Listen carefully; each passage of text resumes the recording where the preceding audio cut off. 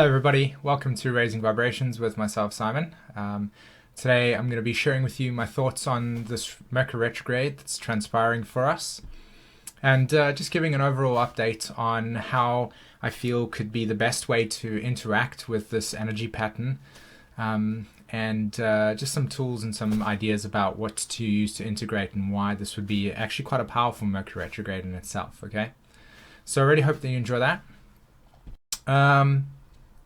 Well, to be quite honest, when it comes down to what Mercury retrograde symbolizes, there's quite a lot of information out there that, in my humble opinion, offers disempowerment.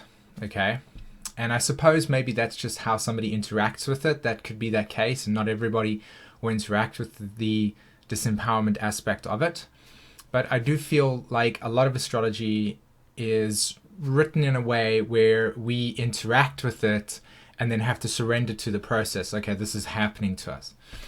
So what I would like to do in terms of this video as well is to maybe capture the essence of how to really use this energy pattern as an opportunity to empower yourself. Okay, so that's something that I want to also share with you as this video comes on.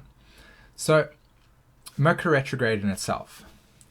The first thing we have to really understand about the nature of Mercury, or the function of Mercury within the birth chart or within our solar system or as an archetype, is the function. Now, in the description below, I've actually linked I've put a link to a 1-hour discussion that I have on a radio show called Guiding Stars.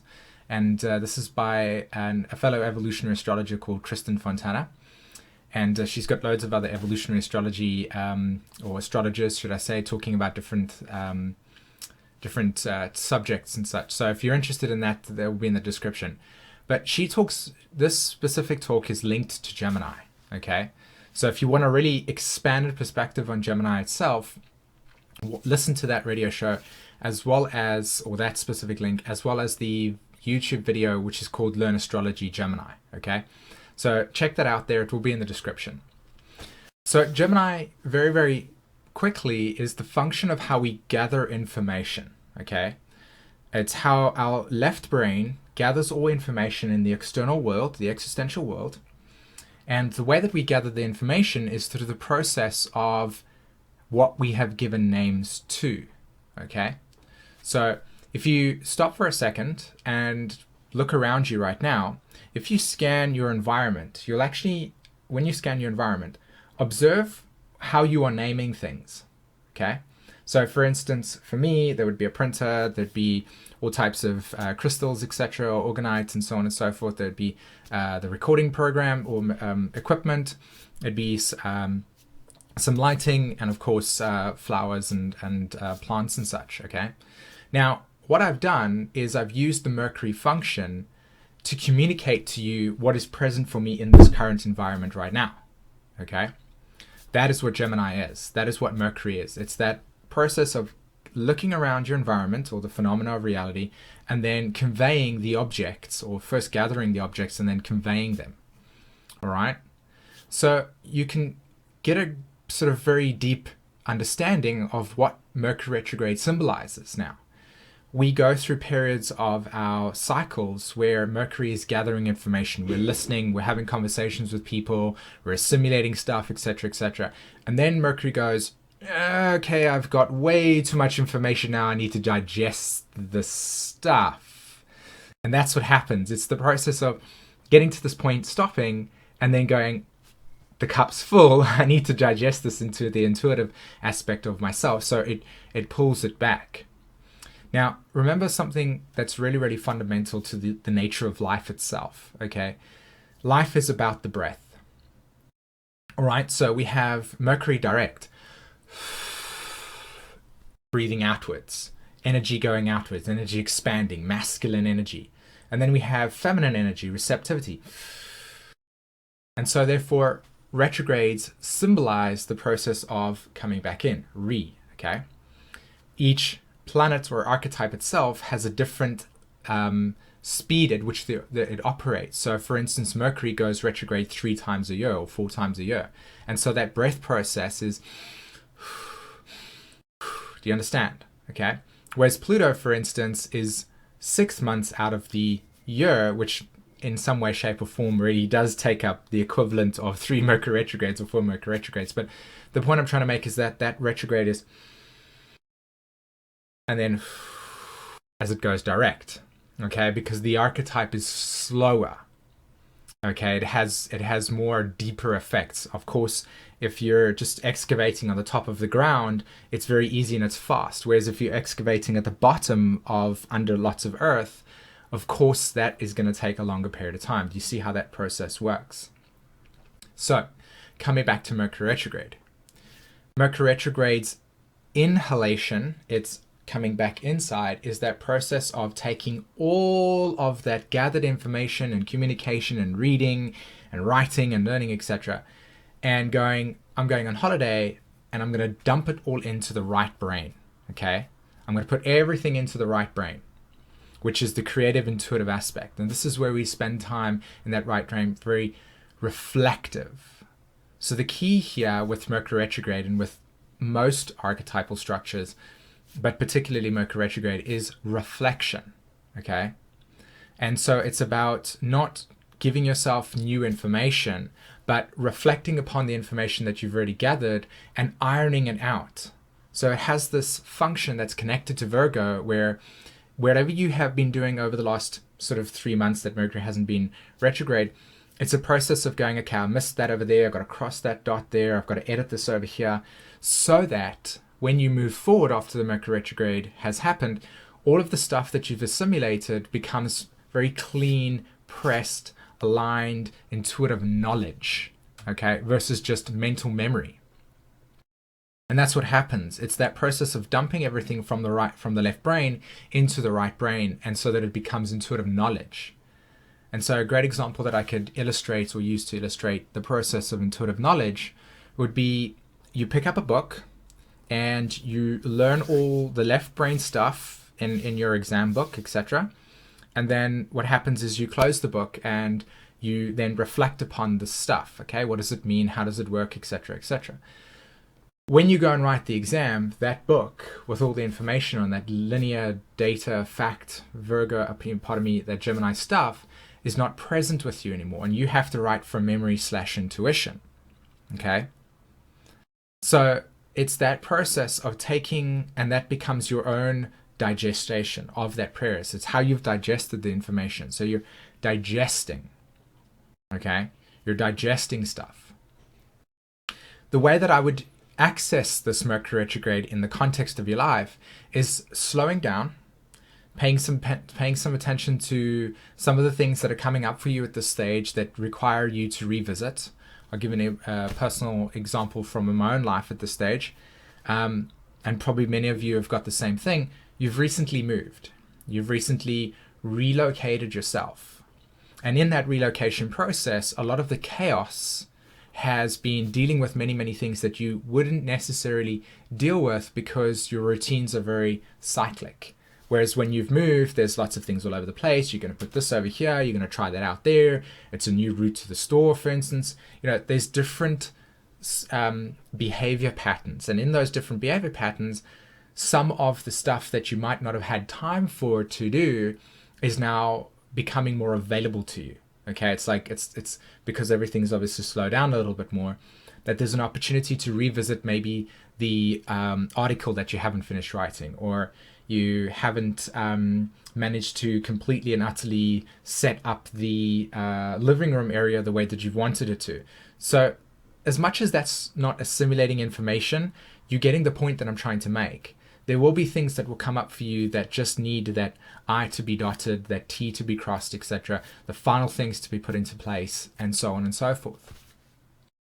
So, and now that it's in Libra, from a spiritual perspective, in terms of your own personal growth and inner alignment and awakening and preparation of the physical body, there is a necessity here to reprogram the brain, especially when it comes to the definitions.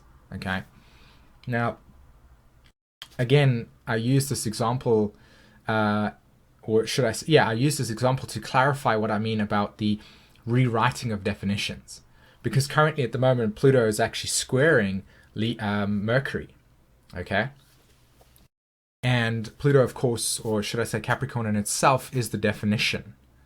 And Mercury in Libra is that rewriting of that process. It's that rebalancing. It's that looking outside of yourself and looking at other people's opinions, thoughts, and ideas and going, does that practically work for me? Is how that's been defined in the past now relevant for me, as Uranus has obviously made its squares to Pluto, and there's been such a, a revisiting, a revamping of the way that we define ourselves. Now the mental definitions need to be reconstructed. That needs to come into play. Okay, so lots of change has taken place for us, and now we've got to redefine that change. We've got to redefine our lives. We've got to reconstruct those things. So on one level, this is about taking astrology, or you watching astrology videos or interacting with astrology, and empowering your consciousness by not going, oh no, it's Mercury retrograde, but going, okay, it's Mercury retrograde. I know what I need to do. I'm in alignment with the process, that it's a lot of reflection. Don't start new projects, as it were. And when I say don't start new projects, I don't mean it in the context of how it's been written before, because it's that fear. Don't start new projects. They never work out. They do. It's just that the starting of the new project might be an idea that you began 3 months ago that now is being revisited. And that's when you're going to look at the finer details of it and say, okay, that was the piece that was missing. Okay. But don't start it until Mercury's direct, because the mental facilities are not really online completely. So you'll actually end up missing details and information. That's the true essence of why the expression is don't start it new. It's not a case of like everything's bad's going to happen. It's just that the actual Mercury function in itself is not going to be operating in a very sort of apparent way, because your consciousness is going backwards. It's revisiting stuff. So it's going to bring up stuff for you. Then you're going to review, you're going to pick up those informations, and then you're going to kind of have this little beautiful package so that when it goes direct, you go, okay, now I'm going to launch you, because now I have all the details. Everybody, the connections are back online. I see the pictures. Okay. So as an example, and also coming back to the rewriting of definitions, using these archetypes that are swirling within you, using these opportunities to expand your consciousness and your awareness, and to bring more illumination into yourself as the masculine penetrates into the physical and allows for more awakening to take place. Does that make sense? Okay, so what else is there with regards to Mercury retrograde in that sense? Mercury will be retrograde from the 14th of September, if I'm not mistaken, which I believe was yesterday, to the 19th of October, which is quite a lengthy period of time. So that's actually quite a big period, 3.5 weeks or something. And this will all be in Libra, of course. And again, as I said, just the rebalancing, the reconstruction, the re-inclusion of sharing and so on and so forth. So what I could suggest for you in terms of your homework, as it were, and I hate to use that term, but you get the point I'm trying to make, is hold awareness within yourself of where can you redefine your relationships to yourself, or your relationship to yourself. How can you offer more empowerment to yourself? How can you open yourself up more to sharing, inclusion, and acceptance? How can you allow yourself to define your own personal value systems, opinions, and ideas in relationship to others, so that you don't get osmosed with other people's and then become theirs? So learning that bridge between interacting with others, seeing different perspectives, but also coming back to your own and not losing your own in that way. Great, guys. I hope that you enjoyed this video. Thank you very much for watching. And until then, take care. Bye-bye. Simon from Raising Vibrations Astrology. And today I'm just going to quickly share with you some information on a membership program that I'm currently holding on my website, and what it is that I offer. So what I would like to do is just show you precisely what I'm actually offering and why it is that I'm encouraging everybody to participate in this experience. And the first thing that we're going to do quickly is go to the website raisingvibrationsastrology.com, and you'll come to the main page, which looks something similar to that. If you've just watched the YouTube video, that will be present in the link. The link will be in the description below. Okay, so you go to memberships over here and you click on that. And what you have is 3 options. Okay, I have 3 options here available. I've got a 1-year subscription, a 3-month subscription, and a 6-month subscription. And the reason why I'm doing this is because it's like a gym membership for your spiritual growth, basically. And every single month, I use the new and full moons as opportunities for us to come to a point in space within our lives and hold space within ourselves regarding soul growth, soul growth, basically, personal empowerment. Okay. And so this is what the main idea about the membership is. So the same thing that you do when you go to the gym, you go there to train, to work out, to strengthen your body, and so on and so forth. Well, this is something that's more of a spiritual gym. Okay. So what I would like to show you is the options. The 1-year membership is a $285 experience. Okay, which gives you about $626 over the whole entire year in terms of what you get from it, plus the discounts. So you get a 15% discount on all readings, all webinars and workshops that I hold. And every single month you get a full and new moon video, which is about 45 minutes long. Okay, these updates every 2 weeks. And they really go in depth. And there are 2 on my site already, as I've just recently started this. So you can actually go ahead and have a look at what those entail once you've got the membership. And I'll give you a quick sneak preview of what it looks like. You also get access to 3 current MP3s that I have on my site at the moment. That is the Saturn Return, Saturn and Sagittarius, and a Personal Empowerment MP3. And you also get your Pluto house sign. Okay, it's a 45-minute MP3 that's specific to you. And in that video, I talk specifically to how to access your soul's journey and what it's about and why it's there, etc.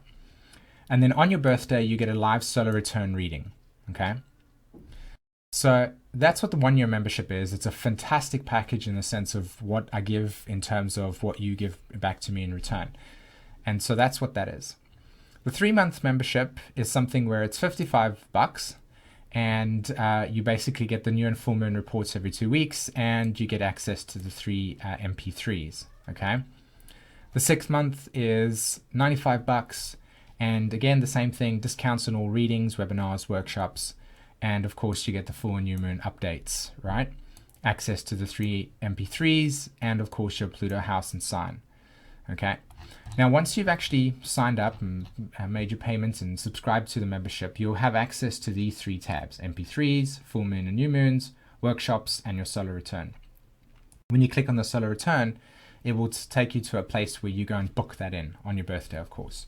And then whenever the new and full moons are ready, which will come out alongside the articles, because that's what the articles are for. The articles, as I can see over here, let me just show you: astrological updates, new and full moon reports, and yeah, they are. Okay, so what the updates do is they take all the information that I've written and I distill it. I put it into something that is really workable for you. Okay, so I take it one step further. So that's what you'll do. You'll go to that, you'll read the article, and then you'll watch the new and full moon update, and it will give you this grounded perspective. Okay, you can click on that over there. Now, of course, this is restricted access. Maybe I can log in. No, I haven't lost my password, so I'll just log in. Let's see. There we go. And so there's the new and full moon that's available to you at this point in time. And the next one will be coming up soon. Fantastic. Well, I really hope that inspired you in some way, shape, or form to feel like this is a commitment you can make. I will honor it, of course, all the time when it comes down to the new and full moon reports and your MP3s and solar readings. So if this is something you're interested in, go ahead, click sign up, and it would be lovely to actually have you participating in this experience. Until then, take care.